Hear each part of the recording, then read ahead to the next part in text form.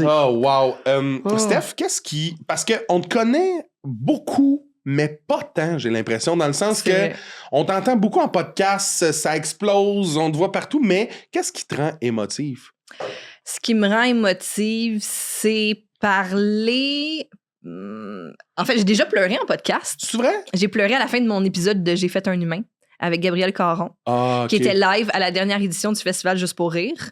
Puis je pense T'as pleuré live. que j'ai pleuré live sur la place des festivals, puis le festival existe plus. T'as brisé juste pour rire. Mais Fait que quand t'as parlé de ta fille, dans le fond, oui, mais j'ai parlé. Ce qui m'a aussi ému, c'est justement parce qu'à la fin, elle dit qu'est-ce que tu dirais si tu pouvais te parler enceinte et tout. Puis c'était un peu le rapport à soi à travers la grossesse aussi, parce que tu donnes tellement dans une grossesse, puis tu donnes tellement quand tu as un enfant. Puis un moment donné, j'étais comme faut pas s'oublier, puis faut prendre soin de soi. Puis moi, c'est quelque chose que j'ai pas beaucoup fait dans la Ok. vie. Puis j'ai été très dure envers moi-même, puis envers les autres aussi parfois. Fait que ça, tu sais, de me rendre compte de ça. De savoir que j'ai encore des choses à améliorer par rapport à ça, ça peut me rendre vraiment émotive.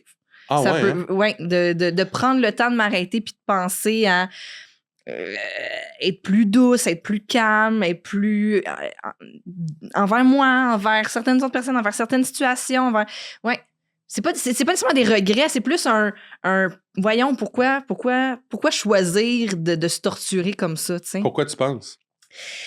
Comme si c'est un peu dans la même lignée de penser que tout est tout le temps trop tard. C'est comme si je méritais pas des belles affaires. Tu sais. Hey, je comprends. Pourquoi? Je sais pas. Mais c'est qu'on a toute cette voix de crosseur-là, j'ai Oui, mais il y en l'impression a qui de... l'ont vraiment moins.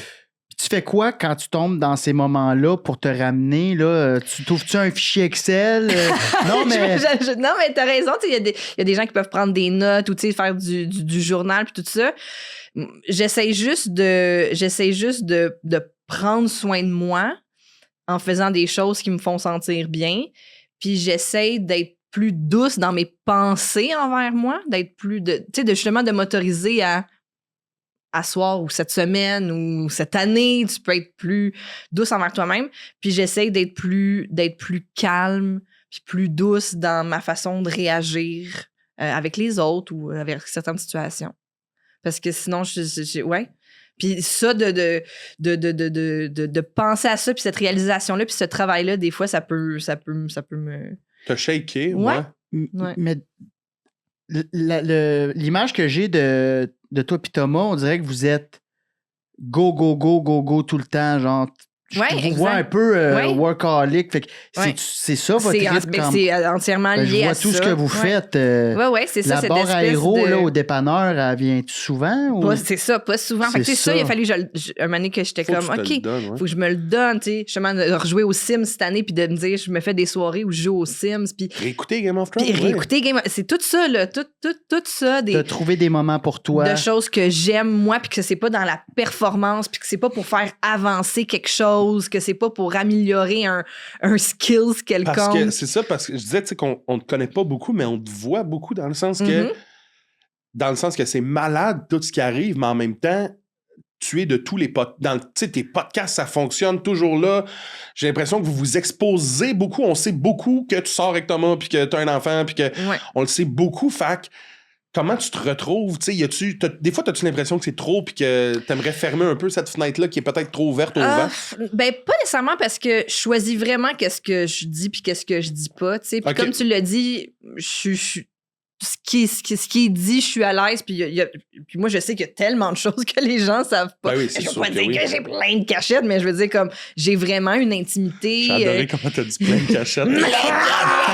T'as l'air d'une petite gobeline à Allez pas passer dans mon sous-sol! Regardez dans votre sous-sol! Mais tu sais, c'est... souvent, je donne l'exemple. Sur mon feed d'Instagram, il n'y a pas de photos de chez moi. Il n'y a pas de photos tant que ça avec mes amis. Il y a pas... moi, j'ai beaucoup d'amis qui sont pas dans le milieu. Ouais. Je chéris ces amitiés-là aussi. Ça me fait du bien. Ça te ground, j'imagine. Ben, c'est juste... C'était mes amis avant. C'est mes amis maintenant. Là, ça n'a pas changé. Ma vie, elle n'a pas tant changé. T'sais, mon horaire de travail a changé, puis ma job a changé, mais ma vie comme telle, ma famille, mes amis, mes soupers d'amis, mes passions restent les mêmes. C'est juste de gérer ce temps-là, c'est ça, parce que aussi, que, ben, vous le savez, mais quand t'es travailleur autonome, puis quand t'es à ton compte, chaque jour de travail. Mais chaque jour est une journée possible de travail. Chaque heure est une heure possible de travail. Fait que c'est de trouver cette espèce d'équilibre puis de s'accorder aussi des temps d'arrêt. Fait que c'est pas toujours facile parce que ça va tellement vite aussi. Là, t'as tellement l'impression que si tu te l'accordes, l'autoroute passe à côté de toi, mais on a tout ça à chaque fois. Là, je pense qu'à chaque podcast, c'est revenu. Ouais. On a peur, on a donc peur que... De manquer le bateau qui passe parce que... Alors qu'on est déjà dans un bateau. On est déjà dans un bateau, puis si tu manques une opportunité, il va en avoir une autre. Comme si la vie était finie. Genre, comme si c'était le dernier, mais non. C'est comme si on voyait vraiment rien en avant. La vie, c'est long, puis il y a plein d'opportunités, puis il y a plein de rencontres devant toi. S'il n'y en a pas une aujourd'hui... Alors qu'il ne faut pas oublier que d'être tout le temps dans le job. Moi, j'ai manqué plein de belles choses que la vie avait. Ça va sonner quétaine, là.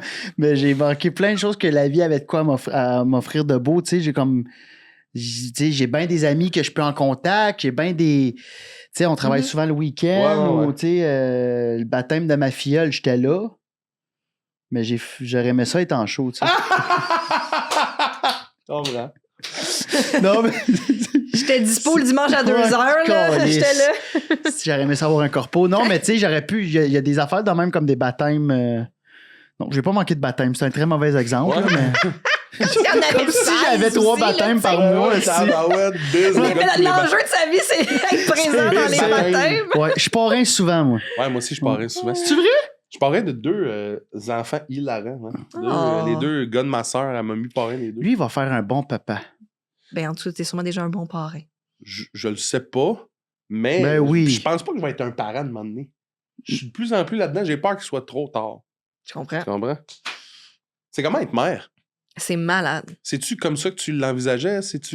C'est tellement difficile à... C'est tellement difficile à décrire parce que je me souviens quand les gens ils me disaient « Tu vas voir, t'as jamais aimé comme ça, c'est tellement... en tout cas, plein d'affaires, là, gratifiant, puis tout ça. » Puis c'est tout vrai, puis tu le comprends quand les gens le disent. Tu fais « Oui, je comprends. » Mais le vivre, c'est vraiment exceptionnel accompagner un être humain dans son développement, puis assister à ces étapes-là, puis l'aider là-dedans. C'est malade. T'as-tu toujours voulu avoir des enfants? C'était pas... C'était pas un objectif ou... Justement, c'est comme ça revient à ce que je disais tantôt. C'était pas nécessairement un objectif. J'étais vraiment juste comme ouverte si ça l'arrivait. Si ça l'arrivait pas, j'étais comme OK, c'est pas si grave. Non. Mais je me souviens quand je suis tombée en amour avec Thomas puis ça faisait un petit bout qu'on était ensemble puis j'ai fait comme tu veux-tu des enfants, toi? Ouais. On en a-tu un ensemble? J'étais comme, me semble tant qu'à faire ça. On va-tu au Saint-Hubert, là? C'était le genre de décision. C'était plus genre... Hey, là, j'ai envie de faire ça avec toi. Me semble qu'on triperait à faire ça ensemble. Me semble que ça serait malade, toi puis moi, puis quelqu'un d'autre de petit. Je trouve ça malade. Je trouve ça malade et je comprends ce que tu me dis. Ceci dit, je pense que t'es peut-être une des seules qui dit ça pour faire ça avec Thomas. Puis c'est ça qui fait qu'on c'est malade. Ensemble, je pense. Mais ça serait pas mon premier choix. Je peux comprendre, mais comme moi, j'ai plein d'amour.